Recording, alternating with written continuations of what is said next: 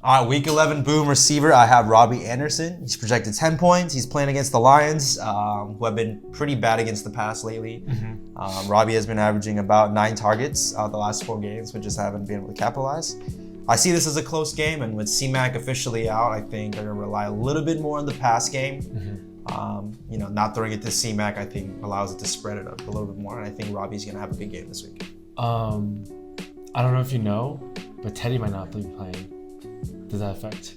No, whether Teddy is playing or not, I think, first of all, I do think he's going to play from what I've seen. Yeah. But I think Robbie's, obviously, I think he's the safest receiver out of the 3. Him more than Samuel. So I like him this game. I don't expect as many targets necessarily, but I do expect, maybe if I get that elusive touchdown. Yeah, like a touchdown or more catches. So. All right. I think he's a great receiver, to be honest. Yeah, he is a good receiver. My boom for this week, I have Amari Cooper. I know it's tough trusting any Cowboys players, but they are playing the Vikings, who have surprisingly given up a lot of fantasy points to the receiver position. His target numbers are still there, so I think he's still going to get the opportunities. If Dalton plays, I think his ceiling is even higher because he's still a great thrower. And he's still a maybe as of now. Yeah, and then even if Garrett Gilbert plays, I think after having a bye week, the whole Cowboys QB rotation has been so different every week that none of the receivers have been able to kind of gel with the QB. So I think after this bye week, they kind of had that more time. So now Cooper's going to be able to create more connections with whoever is at the QB position. Got it. Okay. Good pick there. My bust this week, and it's not sad, but I really like this player. It's Mike Evans. We've always been high on him, but he's projected 9 points.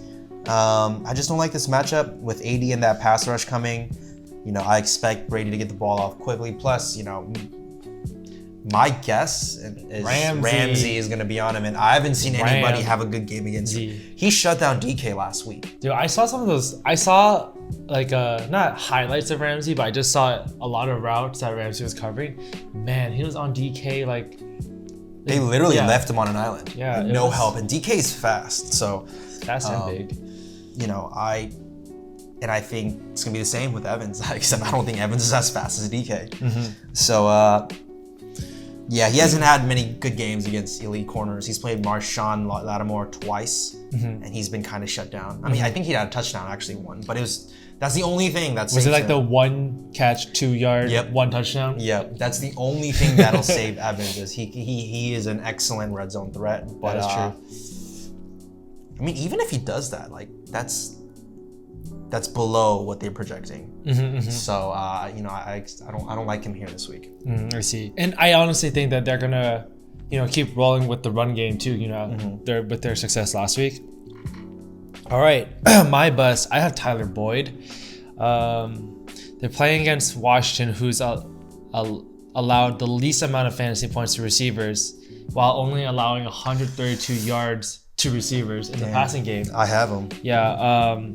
Boyd's been getting a lot of attention as a emerging receiver 1, especially with Burrow throwing it a lot. So I feel like the Washington corners are going to be focusing on him, and Washington has been a great pass defense. I think T. Higgins and AJ Green are going to have to step it up, just as they did last week. They didn't win, but T. Higgins blew up last week. So yeah, he did. I think as the season goes on, he's been creating more of a chemistry with Burrow, and Burrow loves to throw to. He spreads the ball a lot, so he doesn't need Boyd. He could throw to T. If T's covered, he has AJ Green, who could have a comeback game as well. So yeah. Moving on to the sleepers, and this is for me kind of a risky sleeper, but it's Nelson Aguilar. They are playing the Chiefs. He's playing the Chiefs. One of his best games was against the Chiefs, actually. We know he's a big threat guy. He just doesn't get many targets. He gets maybe 2 to 3 targets a game. When he gets over 5, though, he performs very well. With them playing the Chiefs, they can't stick to the run game, in my opinion. Only because I feel like Kansas City is going to score real quickly. And so I think that gives more opportunities for Nelson. I expect more than 5 targets for Nelson. I think that's enough for him to get you I could see a big play from him this game. A big play from him. So I think he's a deep sleeper, a risky sleeper, if you're willing to take the risk. Okay. I got a pretty deep sleeper too. It's KJ Hamler on the Denver Broncos. Surprisingly enough, even though, you know, Judy's been the guy, Noah Fant's been the guy, Hamler has had 10 targets the past 2 games, each game. So he lines up in the slot a lot, so he won't be seeing Byron Jones or Xavier Howard, which is great for him fantasy-wise, because now, I mean, Drew Lock already doesn't have the most consistent throw, so I feel like Drew Lock can, more to be safe, he'll throw more to KJ. And so, I mean, Miami's defense is no joke.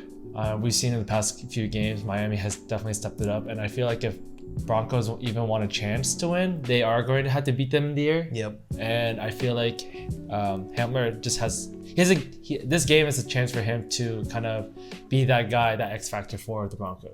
Yeah. Good pick there.